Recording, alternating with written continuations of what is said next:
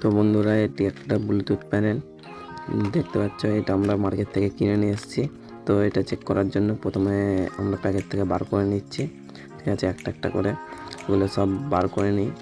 এটা হচ্ছে chip lighter, এটাও আমরা বার করে নিচ্ছি। ঠিক আছে, আমাদের বার করে নেওয়া হয়ে গেছে। এবার আমরা এটা চেক করব।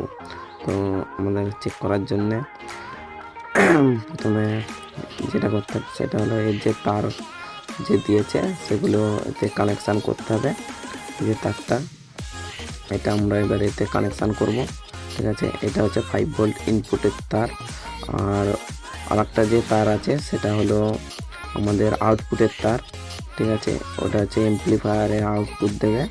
তো আমরা লাগিয়ে নিয়েছি। এবার আমরা এটা চেক করব। 5 ভোল্ট দিয়ে আমরা চেক করছি। তো বন্ধুরা, তোমরা দেখতে পাবে ডিসপ্লের মধ্যে লাইন আসবে। তো ডিসপ্লের মধ্যে লাইন চলে এসছে, এটা ভালো আছে।